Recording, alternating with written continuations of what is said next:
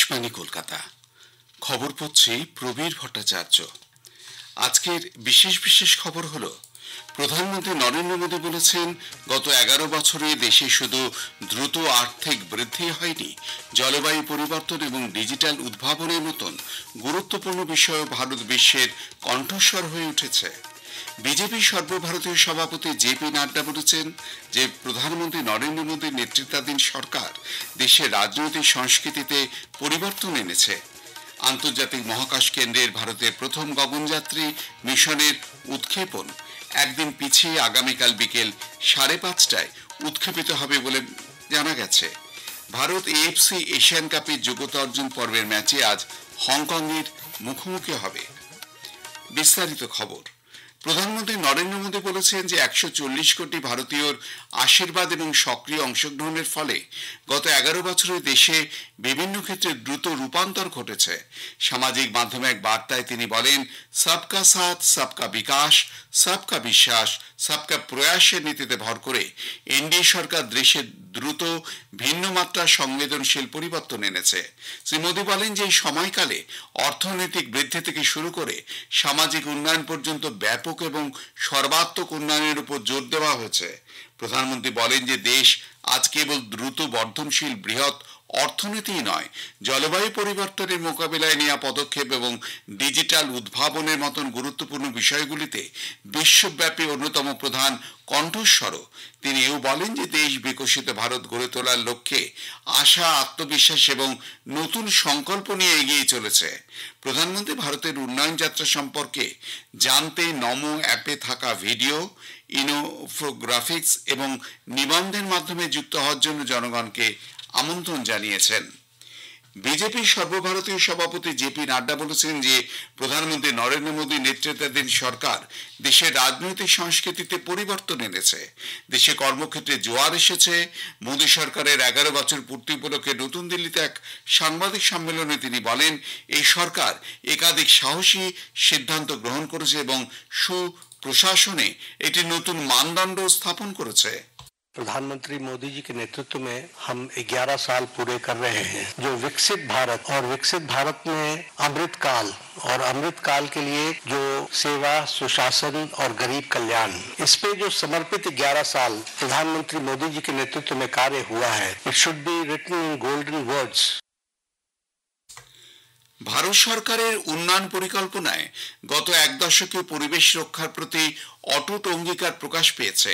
সেবা, সুশাসন ও গরিব কল্যাণের মূল মন্ত্রে পরিচালিত দেশ এখন উন্নয়নের সঙ্গে পরিবেশ সংরক্ষণে মিশেল ঘটিয়ে দৃষ্টান্ত স্থাপন করেছে। নদী পুনরুজ্জীবন, বাস্তুতন্ত্র পুনর্গঠন এবং প্রকৃতি বান্ধব পরিকাঠামো নির্মাণে ভারতের অগ্রগতি আন্তর্জাতিক পরিসরেও স্বীকৃত। আমাদের প্রতিনিধি কাশ্মীর নাহারের একটি প্রতিবেদন। পরিবেশ রক্ষা এখন আর শুধুমাত্র নীতিগত বিষয় নয়, এ এক জনগণের আন্দোলন। নমামি গঙ্গে মিশন বিশ্বের বৃহত্তম নদী পুনর্জীবন প্রকল্পগুলির মধ্যে একটি।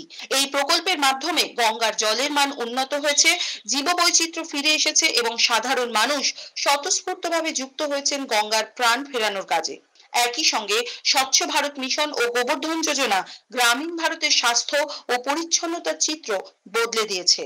এক পেড় মা কে নাম, এই অনন্য অভিযানে সারা দেশে নাগরিকদের সক্রিয় অংশগ্রহণে এখনো পর্যন্ত 142 কোটিরও বেশি গাছ লাগানো সম্ভব হয়েছে।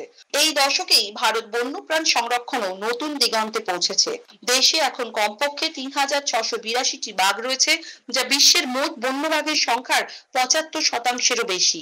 ভারতে বর্তমানে 91টি রামসার সাইট রয়েছে, যা এশিয়ার মধ্যে সর্বোচ্চ।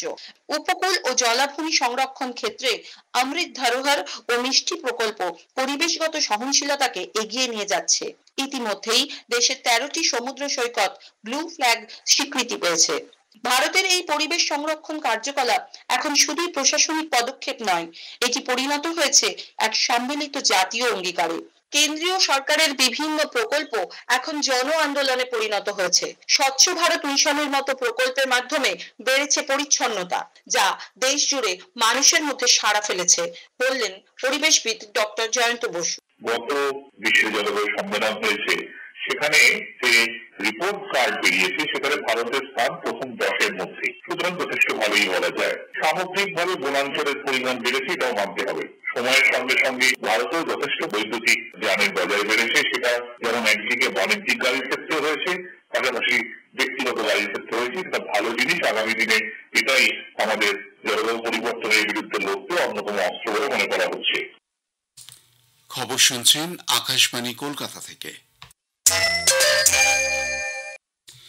অপারেশন সিন্দুরের সাফল্য এবং সন্ত্রাসবাদের বিরুদ্ধে ভারতের দৃঢ় অবস্থান বিশ্বমঞ্চে তুলে ধরতে তৈরি সর্বদলীয় প্রতিনিধি দলের সদস্যদের সঙ্গে প্রধানমন্ত্রী নরেন্দ্র মোদী আজ সাক্ষাৎ করবেন।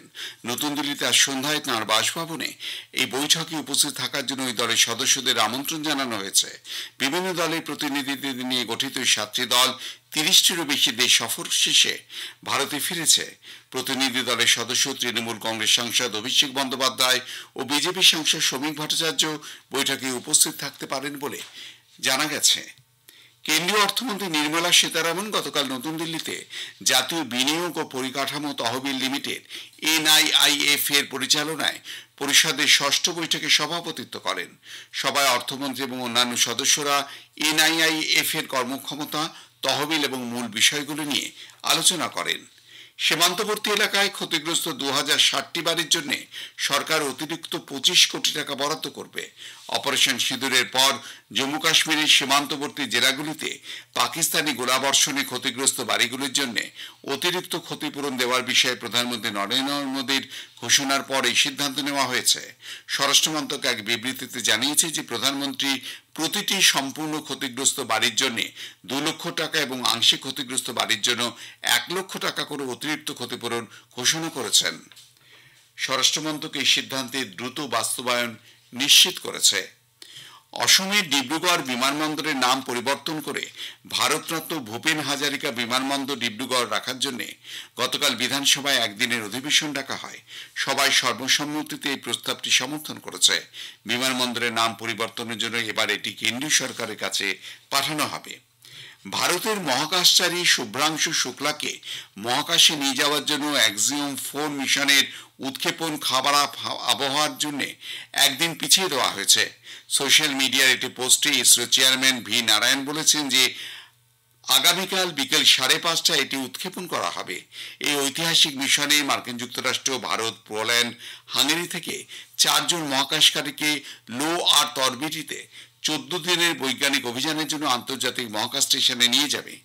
অ্যাক্সিওম 4 মিশনে 4 জন মহাকাশচারী হলেন ভারতের শুভ্রাংশু শুক্লা, পোল্যান্ডের স্লাউস উজানাস্কি, হাঙ্গেরির টিবর কাপু এবং মার্কিন যুক্তরাষ্ট্রের পেগি হুইটসন। ভারতীয় নৌবাহিনী ও উপকূলরক্ষী বাহিনীর যৌথ উদ্ধার অভিযানে সিঙ্গাপুরের MV-1 হাইজাহাজের 22 জন ক্রু সদস্যের মধ্যে 18 জনকেই নিরাপদে উদ্ধার করা হয়েছে। MV জাহাজের অভ্যন্তরীণ কন্টেইনার বিস্ফোরণে আগুন লেগে যাওয়ার কারণে গতকাল সকালে জাহাজটি দুর্ঘটনায় পড়ে। আহত ক্রু সদস্যদের প্রাথমিক চিকিৎসা দেওয়া হয়েছে এবং জাহাজটিকে বর্তমানে নিউ ম্যাঙ্গালোর বন্দরে নিয়ে যাওয়া হচ্ছে। দক্ষিণ গাজার খান ইউনিসের ইউরোপীয় হাসপাতালের নিচের একটি সুড়ঙ্গে হামাসের শীর্ষস্থানীয় নেতা মোহাম্মদ সিনওয়ারের মৃতদেহ উদ্ধারের দাবি করেছে ইসরায়েলি সেনাবাহিনী। IDF এর প্রতিবেদন অনুসারে সিনওয়ার গত মাসের 13 তারিখ এক বিমান হামলায় মারা যায়। হামাস পরিচালিত অসামরিক প্রতিরক্ষা সংস্থা জানিয়েছে এই হামলায় 28 জন নিহত এবং বেশ কয়েকজন আহত হয়েছেন। ভারত AFC এশিয়ান কাপের যোগ্যতা অর্জন পর্বের ম্যাচে আজ হংকংয়ের মুখোমুখি হবে। হংকংয়ের কাইটাক স্টেডিয়ামে ভারতীয় সময় বিকেল 5:30টায় খেলা শুরু হবে। শেষ করবার আগে খবরের বিশেষ কিছু অংশ আরও একবার। প্রধানমন্ত্রী নরেন্দ্র মোদী বলেছেন যে গত 11 বছরে দেশে শুধু দ্রুত আর্থিক বৃদ্ধি হয়নি, জলবায়ু পরিবর্তন এবং ডিজিটাল উদ্ভাবনের মতন গুরুত্বপূর্ণ বিষয়ও ভারত বিশ্বের কণ্ঠস্বর হয়ে উঠেছে। বিজেপি সর্বভারতীয় সভাপতি JP নাড্ডা বলেছেন যে প্রধানমন্ত্রী নরেন্দ্র মোদী নেতৃত্বাধীন সরকার দেশের রাজনৈতিক সংস্কৃতিতে পরিবর্তন এনেছে। আন্তর্জাতিক মহাকাশ কেন্দ্রের ভারতের প্রথম গগনযাত্রী মিশনের উৎক্ষেপণ একদিন পিছিয়ে আগামীকাল বিকেল 5:30টায় উৎক্ষেপিত হবে। ভারত AFC এশিয়ান কাপের যোগ্যতা অর্জন পর্বের ম্যাচে আজ হংকংয়ের মুখোমুখি হবে। খবর শেষ হলো। আকাশবাণী কলকাতা কেন্দ্রে পরের খবর জাতীয় সংবাদ 7:25 মিনিটে।